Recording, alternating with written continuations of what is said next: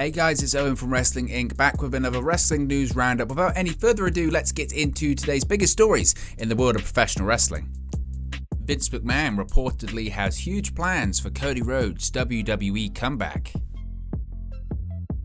WWE Chairman and CEO Vince McMahon is planning to give Cody Rhodes, quote, a major match at WrestleMania if Rhodes were to return to WWE, according to Wade Keller of PW Torch. On his latest audio show, Keller noted how McMahon views Rhodes' AEW exit, quote, as a big deal and wants to treat it accordingly. Quote, Cody and WWE haven't confirmed it, but Cody is going to WWE and he's going to get a big push, Keller said. Vince McMahon is going to treat this as a big deal. Everybody I talk to thinks Vince loves the idea of acquiring a co-founder and EVP and, main event wrestler.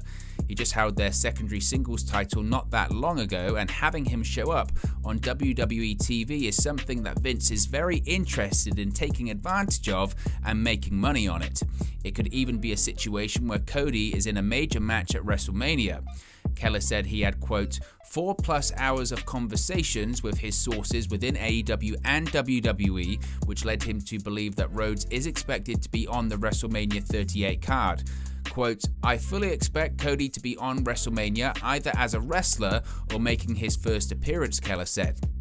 I don't know if they can hold back on putting him on TV, so I could even see him appearing on Raw or SmackDown next week. I'm not aware of there being any kind of non-compete at this point since he's been a free agent for a while, so Cody could appear. I wouldn't be shocked if there's even some augmentation to the booking plans for WrestleMania, perhaps related to the Elimination Chamber in order to set the stage for Cody to do something really big at WrestleMania. Keller continued, quote, I think Cody will get a big push, at least at first. There's different opinions on whether Vince is going to resent Cody for creating competition or admire Cody for his entrepreneurial spirit and being classy about it the whole way. Paul Heyman, Eric Bischoff, Jeff Jarrett, they all competed with Vince and they got jobs again.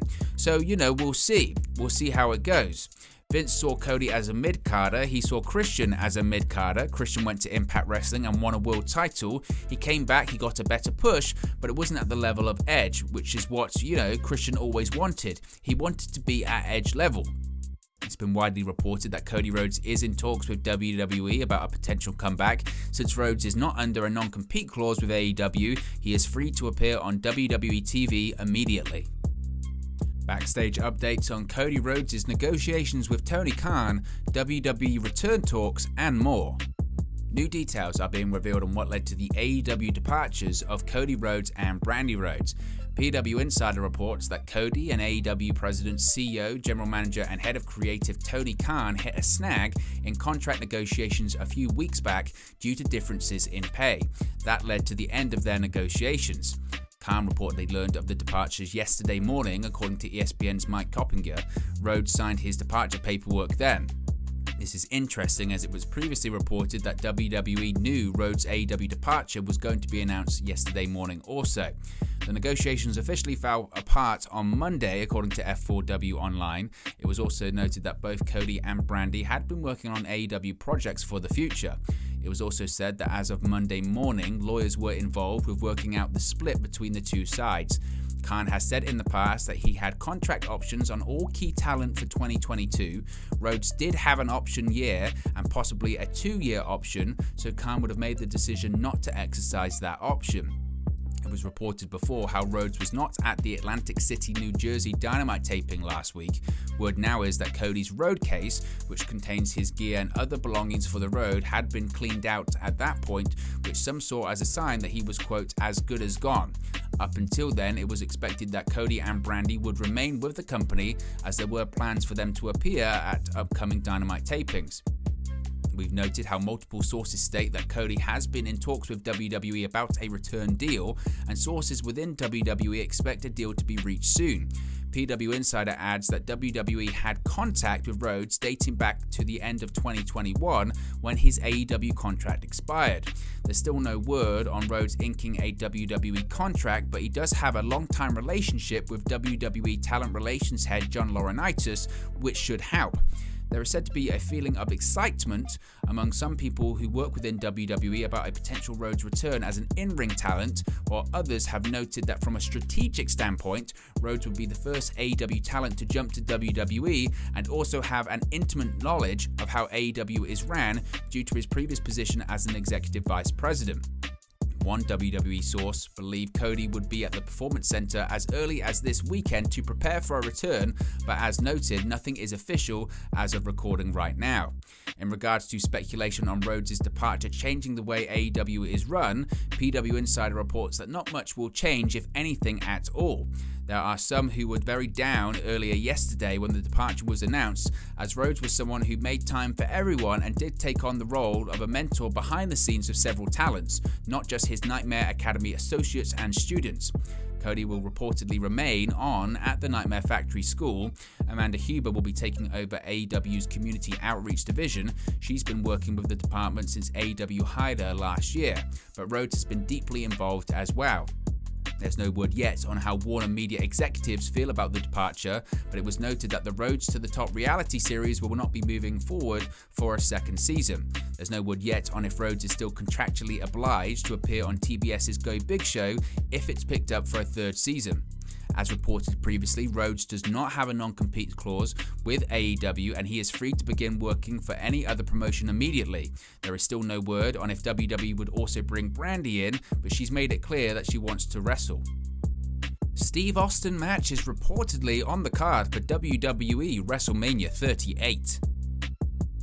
Earlier this week, it was reported that WWE Hall of Famer Steve Austin could be competing at WrestleMania 38. On the latest edition of Wrestling Observer Radio, Dave Meltzer noted that Steve Austin vs Kevin Owens is on the card for WrestleMania.